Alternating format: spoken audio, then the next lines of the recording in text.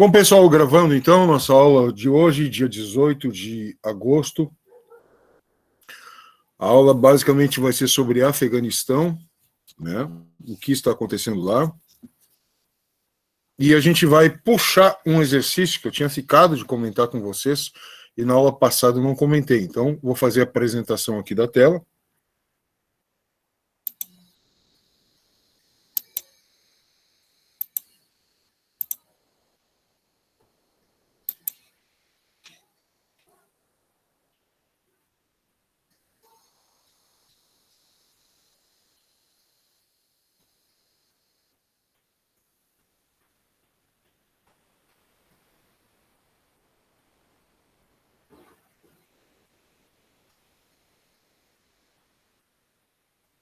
É esse daqui, ó. Vamos ampliar, né? Tinha comentado uns exercícios naquela aula sobre blocos econômicos, blocos regionais, e ficou faltando esse daqui, se lembra? Que era sobre aquela organização envolvendo China, Rússia, esses países aqui, eu acompanho o mouse aqui, ó, do centro da Ásia, né? Cazaquistão, Uzbequistão, Turcomenistão, né? Tem aqui o Tajiquistão, Quirguistão, são países da Ásia Central,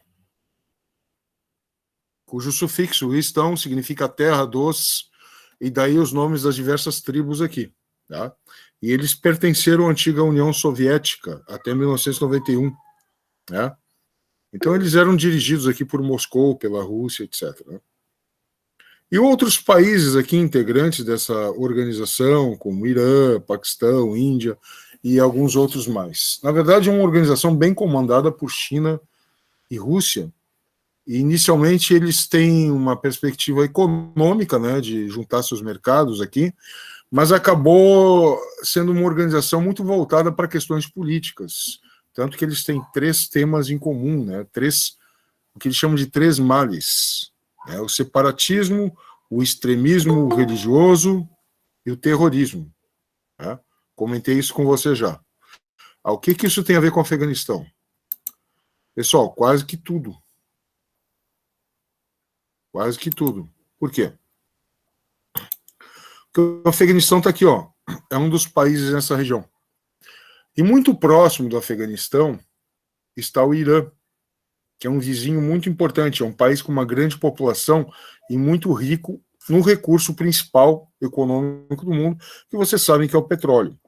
Aqui nas margens do litoral iraniano, entre o Irã e principalmente a Península Arábica, onde está esse país em amarelo, que é a Arábia Saudita, existe um golfo, ou seja, uma porção de mar, né, que é dividida aqui por um estreito, né, um pequeno estreito, de algumas dezenas de quilômetros aqui, tá? Chamado Estreito de Hormuz, tá? E esse golfo aqui se chama Golfo Pérsico, para nós brasileiros. Em vários atlas em inglês, vocês vão ver Arabian Gulf, Arabian Gulf, né? Gulf, que está o Arabian Sea, né? Então, quer dizer, os árabes entendem ele como um Golfo Árabe. Os persas, que é o povo que vive no Irã, entende ele como o Golfo Pérsico. Então aí vocês já têm uma noção de que é uma área disputada. E já chegou a ter mais da metade do petróleo do mundo, já chegou a ter 2/3 das reservas de petróleo do mundo. Hoje em dia, até onde se sabe, concentra 40%, que não é pouca coisa, né? Então é uma região muito disputada. Mas o que isso tem a ver com o Afeganistão? O que tem a ver com a SCO? Pessoal, é muito simples, né? A gente já estudou, já vimos, já foi comentado, não tivemos aula específica, mas já comentamos muito sobre isso, né? 70% a 80% da energia do mundo ela é derivada de combustíveis fósseis. Uma boa parte dela é de petróleo. Então não precisa nem se adonar do Golfo Pérsico. Mas quem chega aqui e controla esse estreito, que é o Estreito de Hormuz, controla a rota da maior parte dos petroleiros e cargueiros do mundo. Entendeu? Mas o que faz para ter esse controle? Basta colocar algum bloqueio aqui. Estou descontente com a política do Ocidente. Trava isso aqui. Né? Entendeu como é que funciona? Mas isso tem a ver com o Afeganistão? Olha, indiretamente, mas esse indiretamente é responsável por vários problemas diretos. E a gente vai falar sobre eles, né? Então, voltando à questão, analise o impacto dessa organização econômica, política e, sobretudo, militar para a área em destaque na elíptica, que é essa área aqui, né? Essa organização, se ela realmente tiver uma união mais efetiva, ela pode controlar isso aqui. E se controla isso aqui, causaria grandes problemas econômicos para o Ocidente capitalista. Os Estados Unidos da América, Canadá, Europa, principalmente Europa Ocidental, e também países aliados, como o Japão, Coreia do Sul, que dependem muito dos recursos provenientes daqui. Então, isso dá uma ideia de que essa Organização de Cooperação de Xangai, né, e na sigla em inglês SCO, que é visto aí como uma espécie de OTAN do Oriente, né, ela tem um impacto muito grande se ela vier a evoluir, se ela chegar a evoluir mais. Evoluir no sentido de, olha, vamos fazer uma operação conjunta aqui e mostrar quem é que manda no mundo, entendeu? A OTAN, você sabe, né, aquela organização do Tratado do Atlântico Norte, criada no final da Segunda Guerra Mundial, no início da Guerra Fria, em 1949, pelos Estados Unidos e os países da Europa Ocidental, para se defender de ameaças externas, leia-se, na época, a União das Repúblicas Socialistas Soviéticas, que disputava o espaço europeu com os países capitalistas, né? Então, isso aí é visto como uma espécie de OTAN do Oriente. Mas, diferentemente daquela época, que aqueles países defendiam um sistema econômico diferente, que é o socialismo, hoje em dia, a Rússia, a China, bem ou mal, de forma mais evoluída ou menos evoluída, não importa, tem sistemas econômicos capitalistas também, né? Só que são países, assim, não democráticos, como a China, ou com democracia contestável, que é o caso da Rússia, né? Já que o Putin lá ele se mantém no poder há muito tempo e recentemente fez uma reforma constitucional que pode permitir ele ficar várias vezes, se submeter a várias eleições indefinidamente, né? Ou seja, entre aspas, quase uma monarquia, né? Mas enfim, vamos voltar à nossa aula aqui, né? Então, isso dá uma ideia dessa área, dessa organização, só que sabe aquele poema, no meio do caminho havia uma pedra no meio do caminho? Pois bem, no meio do caminho havia um Afeganistão. Havia um Afeganistão no meio do caminho. Ah, mas se é um país tão pobre, se é um país tão fraco em relação aos demais, então é fácil passar por ele. Aí que tá, pessoal, não é fácil. Não é fácil. Se lembra lá no início das nossas aulas que eu procurei definir aquela parte mais teórica, a diferença de ciência política, de política e geopolítica? Pois bem, a geopolítica ela é um estudo político com a geografia. Se tu não tem a geografia na geopolítica, ela não é geopolítica, ela é política, mas não é geopolítica. A geopolítica é o estudo da política que leva em conta os fatores geográficos. E o que isso tem a ver com isso aqui? Tem a ver que o Afeganistão ele é uma barreira. Por que ele é uma barreira? Porque tem um exército muito forte, bem treinado? Não, nada disso. Embora isso pese também, mas não é o principal. O principal é que tu tem ali cadeias montanhosas, boa parte do país situado, nada mais, nada menos do que a 7.000 metros de altitude, com várias cadeias montanhosas. Tanto que o próprio Estados Unidos ali ocupou o país durante 20 anos, nós vamos explicar isso aí, né? Ele tinha muita dificuldade de se deslocar ali dentro, né? E isso aí envolvia o quê? Aviões, transporte aéreo e principalmente helicópteros, né? Então, por exemplo, pode ter uma baita de uma frota de tanques de guerra. No Afeganistão, eles são quase que inócuos. Aí tu pega aqueles guerrilheiros lá carregando aquelas bazucas, né? Esqueci o nome lá que eles dão, mas é uma bazuca que tem um míssil na ponta, né? Tem um nome específico para aquilo, que a gente vê em filme, né? Aquilo é uma arma comum para eles, né? Eles subindo por aquelas, caminhando por aquelas ravinas, subindo aquelas encostas, eles são mais eficazes que tanques de guerra, né? Eles têm mais mobilidade lá, né? Agora vamos chegar aqui num outro arquivo que eu tenho, e já deveria ter aberto aqui. Não é esse aqui. Deixa eu ver, não é esse aqui. Onde é que ele está? Também não é isso. Aqui. Deixa eu ver. Não. Então, peraí. Só um pouquinho que eu vou abrir esse arquivo.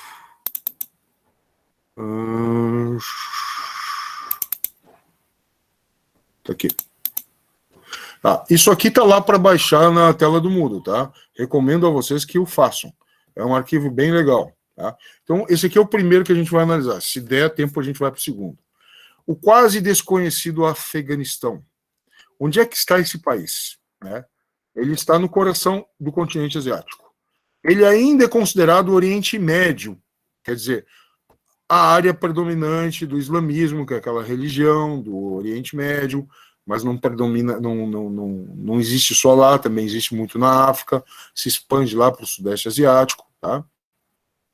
Aqui está a localização dele, tá? Afeganistão. Como vocês veem, ele não tem saída para o mar, e como ele é muito alto, então ele tem um clima árido e semiárido, tá legal? Bandeira deles, oficial, que provavelmente vai mudar, né? Tá? Trajes comuns, de agricultores. O que eles estão cultivando aqui? Será que a gente tem ideia de que eles estão cultivando? Isso aqui é uma flor que se chama papoula, uma planta que se chama papoula. Dela se produz o ópio. O ópio é um medicamento. E como todo medicamento, pode ser concentrado e ser transformado numa droga, né? Aliás, o medicamento também é uma droga, mal utilizado, né? Droga não no sentido de porcaria, droga no sentido de barbitúrico, né? Legal? Aqui estão os trajes das mulheres que não são usuais mais, mas podem vir a ser novamente, que eram utilizados durante o governo de um grupo religioso chamado Talibã. O nome dessa vestimenta é burca, tá? Normalmente, as vestimentas das mulheres no Oriente Médio variam, não são todas iguais. Tem aquelas que são simplesmente um véu na cabeça, a maior parte do rosto fica descoberto, né? Mas essa aqui é a mais, eu vou chamar de opressiva, né? Para a exposição das mulheres. Realmente ela tem só uma telinha e fica totalmente coberta. Aqui está a capital, como vocês veem, é um terreno extremamente montanhoso, né? Aqui a divisão política interna, tá? Isso aqui é mais como curiosidade. A capital, Cabul, está aqui. Né? Bom, o Afeganistão é um país que está aí há 4 décadas envolvido em conflitos, né? Ele sai de uma guerra e entra noutra. Ele sai de uma guerra e entra noutra. Né? Como vocês podem ver aqui, filas de mulheres, provavelmente pegando algum abastecimento. Nem todas estão com o rosto coberto, então aqui nem todas estão sob o regime do Talibã, né? Provavelmente foi num período que os americanos ocuparam o país, então houve uma certa liberação, e claro que elas estão vestidas assim, talvez até por tradição cultural e costume, uma vez que nasceram e foram criadas nesse sistema. Tá? Aqui está um soldado do exército de ocupação, né? Quando tem conflitos, tem muitos deslocamentos em massa de pessoas que tentam fugir dos conflitos, tá? Isso aí colabora, piora, incrementa o drama dos refugiados. Como vocês veem aqui, tá? É um país extremamente árido. Pô, mas eles não têm água, então como sobrevivem? Tem água porque tem montanhas. Sempre que tem montanhas, principalmente muito altas, como essas, né, de mais de 7 mil metros de altitude, tu tem o regime que nós chamamos de nival, ou seja, o derretimento das neves fornece água. Por isso que o problema do aquecimento global para esses países é sério, porque se as geleiras e as neves diminuem, o abastecimento de água também. Tá? Então, o Afeganistão é um país que ele está numa área intermediária. Legal? Ó, apenas 10% do país está abaixo de 600 metros, né? Ou seja, numa altitude de boa parte da Serra Gaúcha, 2/3 acima de 1.800. E tem cordilheira com altitude aí acima de 7.000. Então, dá uma olhada aqui nesse mapa topográfico aqui, tá? Que tem um pedacinho do Afeganistão marcado em vermelho. Essa parte aqui branquinha corresponde às neves. E todas essas rugosidades, as cordilheiras montanhosas. Tá? Nesse mapa da esquerda, que vocês veem a localização dele, ele está por aqui, ó. Tá? O que está em verde corresponde às terras mais altas. Aqui está a Cordilheira do Himalaia, no norte da Índia. Aqui o Planalto do Tibete, que fica na China. Tá? E o que acontece? A Índia aqui é cercada por montanhas, né? Tá? E entre o Paquistão, que é esse país que está para cá, e o Afeganistão, vocês têm várias cordilheiras aqui. Então, eles têm uma rede hidrográfica, né, que é em função dessas neves que descongelam na primavera, então daí no verão tem mais água, e daí, obviamente, tem reservatórios para utilizar durante o restante do ano. Etnicamente falando, ou seja, em termos raciais e culturais, né, o Afeganistão ele é variado. Só que a etnia predominante, né, chamada de Pashtun, ou Patan, no aportuguesado, né, é um grupo predominante, eles são 40% da população. Tá? Daí tu tem grupos menores, como Tajiks, né, que estão no país vizinho, mas daí eles também estão por ali, no Afeganistão, né? Azahás, que descendem de nômades mongóis, eles são xiitas. O que quer dizer isso? O islamismo, que é a religião predominante lá, né, vem da palavra Islam, que significa paraíso. E muçulmano, ou muslim, é aquele que se submete. Se submete a quem? Ao Deus. Eles têm seitas internas, né? Assim como, por exemplo, o cristianismo tem os católicos, tem os cristãos ortodoxos, tem os protestantes, dentro dos protestantes tem várias subdivisões. Então, os islâmicos ou muçulmanos também têm suas divisões internas, né? Tem os sunitas, que seguem mais um código de conduta, livros, ensinamentos escritos, que são as sunas, e os xiitas, eles seguem mais líderes religiosos, que são chamados de ayatollahs, né? Então, se tu tem dentro do Afeganistão, que a maioria é sunita, uma minoria que é de outra seita xiita, ela não é bem vista. Como os pashtuns são sunitas e perfazem 40% da população, e esses Hazarás aí são xiitas e perfazem 20% da população, tu pode saber que eles são discriminados em relação à maioria. Né? Discriminado não quer dizer que por ser de outra etnia vão ser mortos. Não é assim. Mas que em situações de conflitos, principalmente de escassez de água, ou escassez de alimento, ou então morando em uma comunidade para conseguir emprego, eles não vão ter as mesmas chances dos outros, né? Serão discriminados. Isso é comum nesses países onde boa parte da população é rural, né? E tu tem uma divisão social muito mais baseada em grupos religiosos, ou por idiomas, ou às vezes por divisões territoriais de domínio tribal. Né? Então, daí forma uma comunidade, quem é do mesmo grupo, ou religioso, ou linguístico, ou de grupos tribais. Né? O que acontece aí? Esses grupos, eles acabam não sendo favoráveis ao conceito de democracia. Porque a ideia de democracia não é uma ideia, por exemplo, não deveria ser. Tá? Eu vou votar naquele sujeito porque, vamos supor, nós somos do Rio Grande do Sul, porque ele é gaúcho.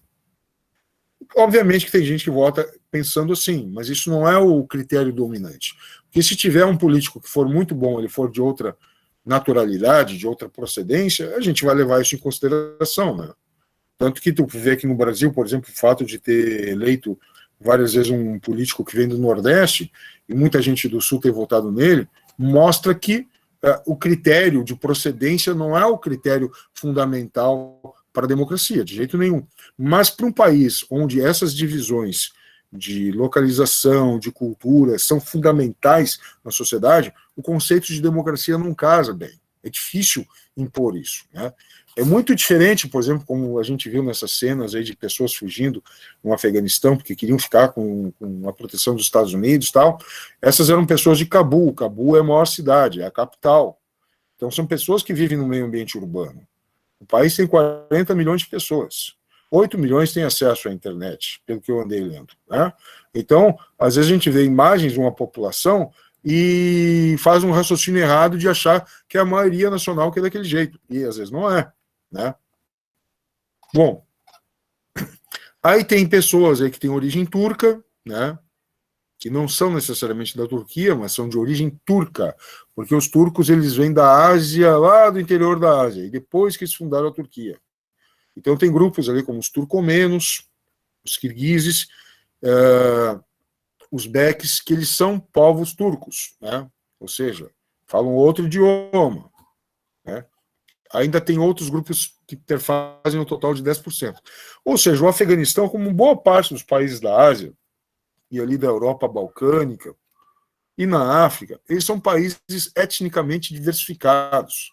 E países que têm muita população rural etnicamente diversificados, eles são países muito resistentes à modernização, como a gente entende no Ocidente. O Ocidente que eu falo, continente americano, Europa Ocidental, e também aqueles países do Oriente que já se tornaram mais capitalistas que qualquer coisa, como Coreia do Sul, Japão, etc. e tal, Austrália, Nova Zelândia, mesmo a Rússia, apesar da concentração de poder na mão do Putin, etc. e tal, né?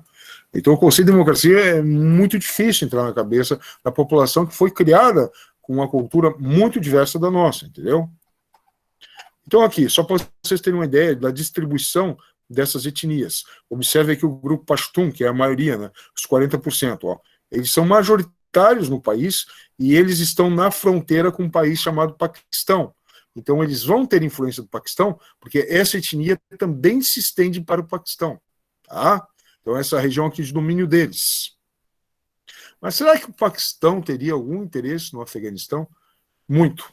Mas o Afeganistão é rico? Se tu pensar em termos minerais, não. Mas em termos estratégicos, sim. Tá? Mas e qual é o principal produto hoje? Olha, temos de mineração, eles têm lá o lápis lazuli, eles são um país que tem muita criação de gado, mas o que dá mais dinheiro hoje em dia, vocês logo vão saber o que é. Não é nada disso. Bom, o que aconteceu em 1979? Porque para a gente entender o problema hoje, a gente tem que ir lá para trás. Tá? Não adianta eu ficar assim dizendo, os americanos, sacanagem, deixaram os caras lá sozinhos, o Talibã vai voltar, vai dominar os caras. Sim, só que isso tudo tem um histórico. E para a gente entender, a gente tem que entender antes de julgar. Né? Então, de 1979 a 89, portanto, 10 anos, a extinta União Soviética, que acabou em 1991, ela invadiu o país. E o termo certo é invadiu.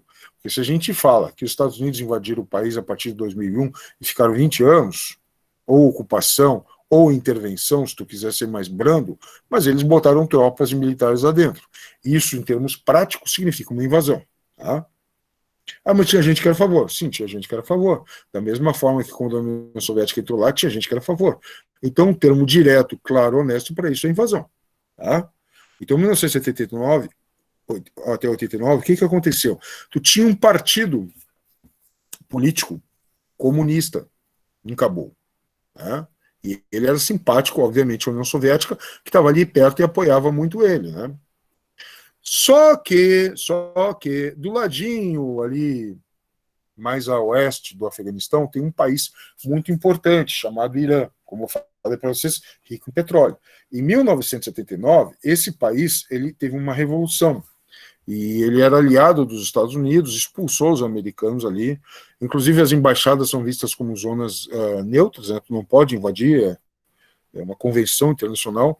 Os iranianos invadiram a embaixada americana, sequestraram funcionários ali dos Estados Unidos e tal. Tem vários filmes, histórias sobre isso, livros, etc. Né? E alguns bobinhos, como a gente sabe, alguns filmes de heroísmo, mas outros mais realistas. E o que acontece? O Irã tomou uma postura claramente anti-Estados Unidos. Né? É um dos países mais anti-americanos que existe no mundo, o Irã.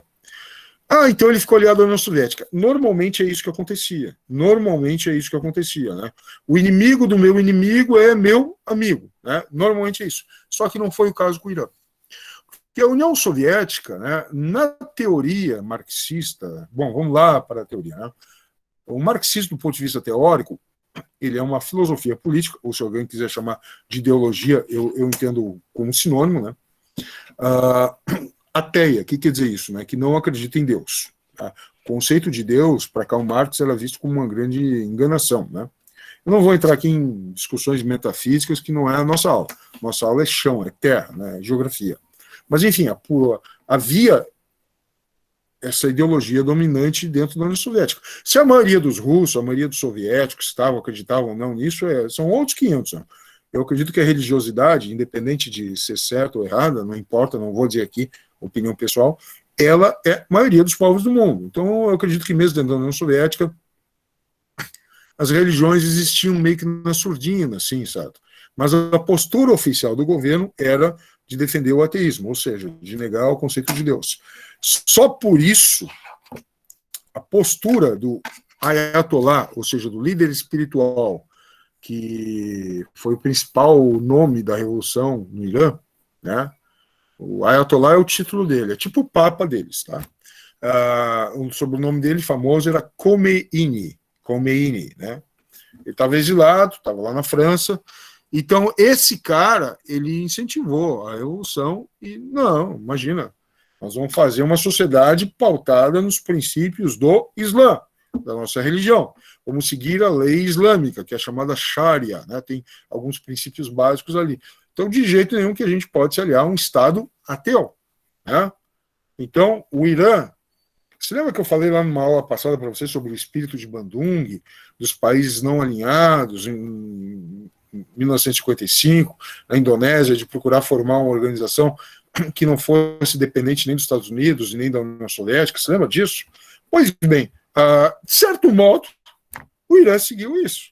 Só que não seguiu isso se tornando um país, digamos, moderno do ponto de vista ocidental, democrático, Estado de Direito, leis, direitos civis. Não. Ele seguiu isso seguindo a sua tradição mais ortodoxa. O que quer dizer mais ortodoxa? Mais radical, mais antiga. Né? Ortodoxo, na tradução literal, é verdadeiro. Né? Mas daí todo mundo se acha mais ortodoxo que o outro. Né? Eu que sou o verdadeiro religioso. Né? Mas não. Mas daí o Ayatollah Khomeini disse, não, vamos seguir a nossa tradição religiosa. Bom, qual que é o problema disso? Né? Qual que é o problema disso? O problema disso, pessoal, vamos olhar o mapinha. Sem mapa, a geografia fica pobre. Cadê lá o mapa?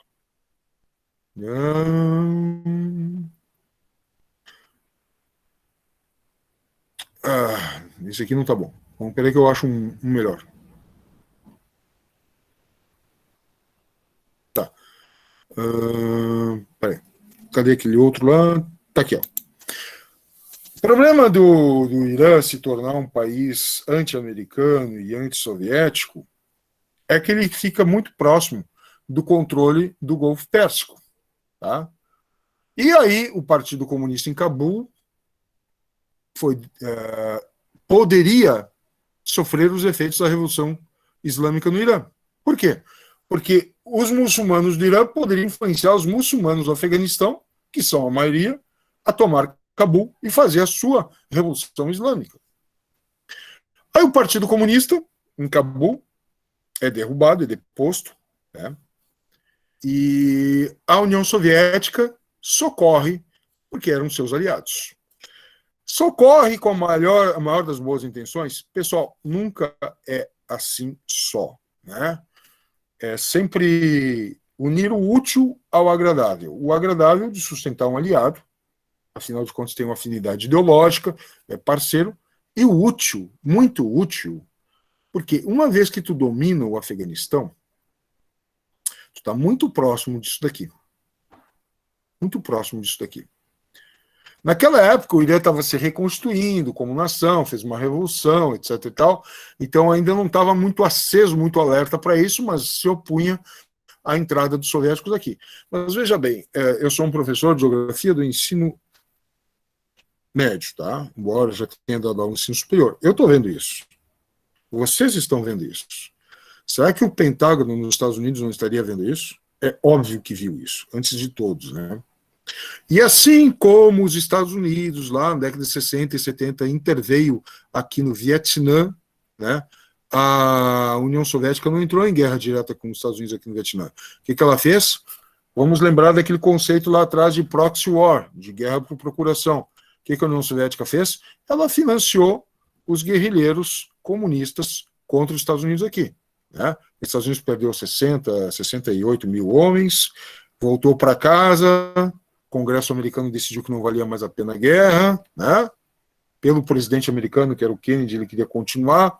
O Congresso americano disse não vamos a lugar nenhum aqui. A população quer seguir esse caminho, deixa esse caminho. Havia uma pressão popular muito forte contra, né?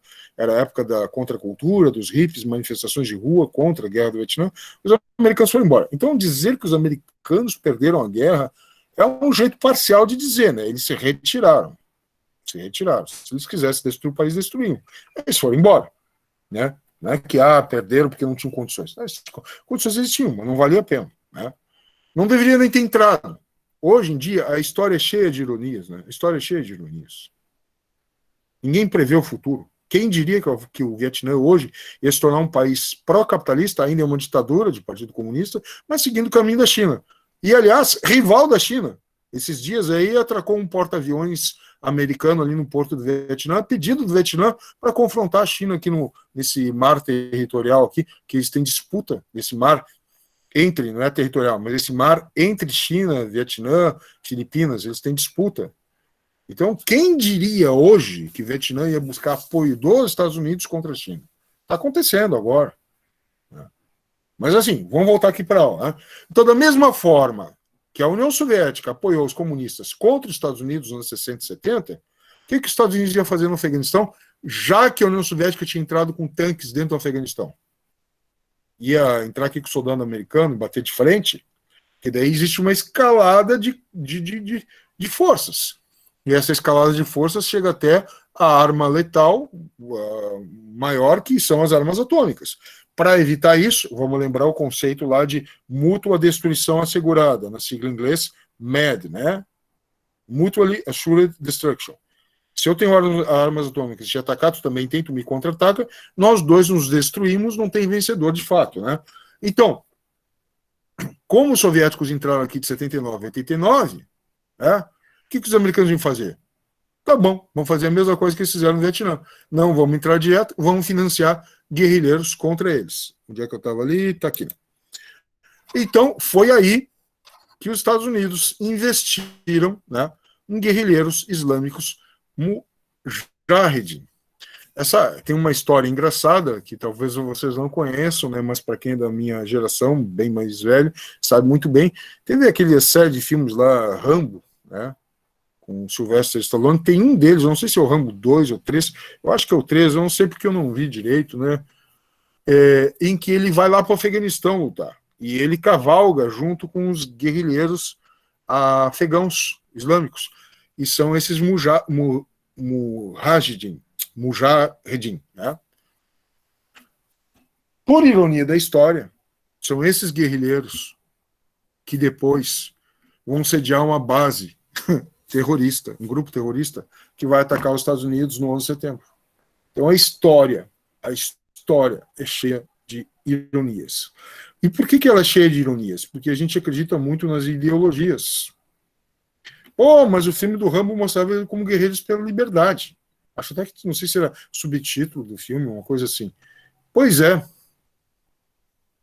E no fundo, eram grupos nacionalistas, aí tem a ver com o nosso outro assunto, né? De defender a nação islâmica contra quem tivesse ameaça externa.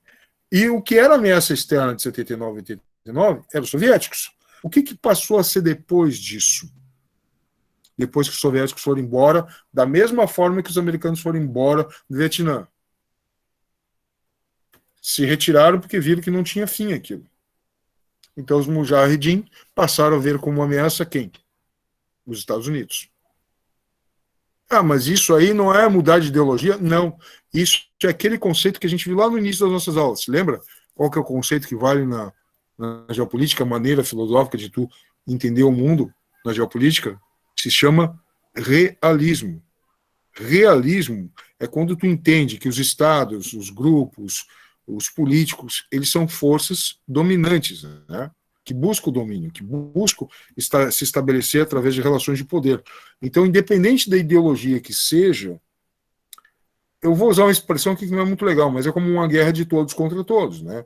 Então, agora eu derrotei meu inimigo, aquele que é meu aliado pode me influenciar, eu vou tentar afastá-lo. Claro que se tu tem relações diplomáticas bastante estabelecidas, relações comerciais, tu não parte para pancadaria, né? Mas no caso aqui nós tínhamos guerrilheiros muito bem armados e que tentaram afastar essa influência. E um deles, que era um cara filho de classe alta na Arábia Saudita, né? Chamava Osama Bin Laden. Né? E que era um cara radical, fervoroso, religioso, e que achava que esse mundo islâmico deles tinha que romper com o Ocidente. Né? Então, O conflito cresceu, os soviéticos perderam, os soldados soviéticos, principalmente russos, voltaram para a União Soviética com problemas, transtornos mentais, como os soldados americanos voltaram da Guerra do Vietnã. Vários desses caras que, de repente, pegam em arma, hoje em dia não é tanto, hoje em dia esse pessoal já está velho, muitos deles já morreram, mas até alguns anos atrás, muitos desses que pegam em armas e fazem essas chacinas nos Estados Unidos, que as pessoas pensam, não entendem de onde o cara tirou aquela vontade assassina de matar todo mundo, eram, às vezes, ex-soldados americanos que voltaram da Guerra do Vietnã. E muitos deles mentalmente lesados pelo uso de drogas. Como o uso de drogas? Porque os caras tinham que ficar num estado de alerta constante, onde tu não diferenciava o que era um cidadão do que era um guerrilheiro, porque se veste do mesmo modo. Se tu entrava numa vila, tu via algo se mexendo, tinha que atirar para sobreviver. Do mesmo modo que os americanos procederam assim no Vietnã, os soviéticos, principalmente os russos, procederam assim no Afeganistão. Então, vários desses soldados que retornaram para seus países de origem voltaram com vários problemas mentais, de comportamento, de socialização com as pessoas. Né? Então, aqui um balanço. Né? Os soviéticos chegaram lá com 13 mil soldados. Né? E tiveram 13 mil soldados mortos, desculpem. Né?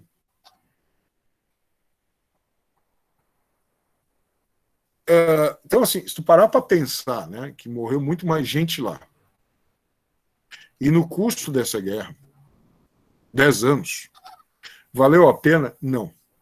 Em 1990, a crise na União Soviética começou a aumentar, a competição com o Ocidente na tecnologia começou a piorar, e a influência do Ocidente em querer que a União Soviética mudasse também os seus rumos, encontrou na União Soviética, em Moscou, um líder simpático às mudanças, que era Mikhail Gorbachev. E ele, em aliança com um contato com Ronald Reagan, que era presidente dos Estados Unidos, acabaram adotando, o Gorbachev acabou adotando medidas na União Soviética que liberalizaram a economia da União Soviética. Então, essas guerras aí, esses conflitos, temporariamente, aí, por cerca de uns 10 anos, eles deram uma arrefecida, eles diminuíram. Né? E daí os soviéticos foram embora do Afeganistão, deixando para trás um rastro de destruição. Assim como os americanos com o cerco do Vietnã. Então vamos parar para pensar. Os conflitos indiretos entre as superpotências deram tempo, um longo tempo. Muita gente passou a chamar isso de nova ordem mundial. Mas as nações que foram palco das guerras, elas ficaram destruídas. Elas ficaram com as economias solapadas, sem ter para onde ir. Né? Então, em 1992 até 2001, tu tem o que aqui? Tu tem um conflito interno, né?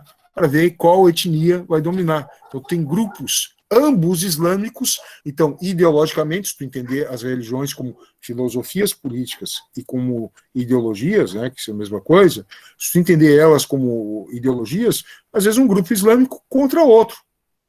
Então, no fundo, não se trata de uma guerra religiosa. Na aparência é. Eu é que tenho a versão correta do texto sagrado. Não, sou eu que tenho, entendeu? Aí o grupo que se impõe é um grupo de estudantes, que no idioma deles se fala Talibã, estudantes. Por que estudantes? Porque eles ficavam estudando nas suas escolas religiosas. Assim como vocês estudam, passam um ano estudando, eles estudam os ensinamentos religiosos. Né? E dos princípios da lei islâmica, que é a chamada Sharia, se chama Jihad, que é a Guerra Santa. Então, tu tem que fazer uma Guerra Santa para fazer o Islã vencer. Né?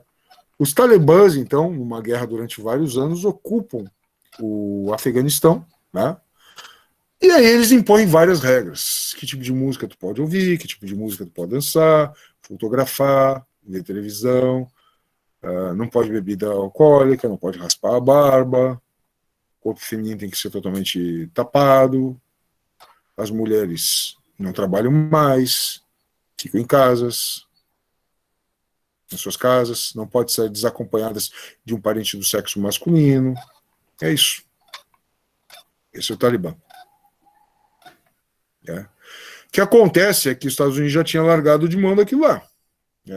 Mas aí quando o seu ex-aliado, Osama Bin Laden, promove aqueles ataques, e o seu grupo ele é protegido pelo Talibã, então em 2001 quando teve aqueles ataques às Torres Gêmeas, os Estados Unidos, então, ele intervém dentro do Afeganistão, né?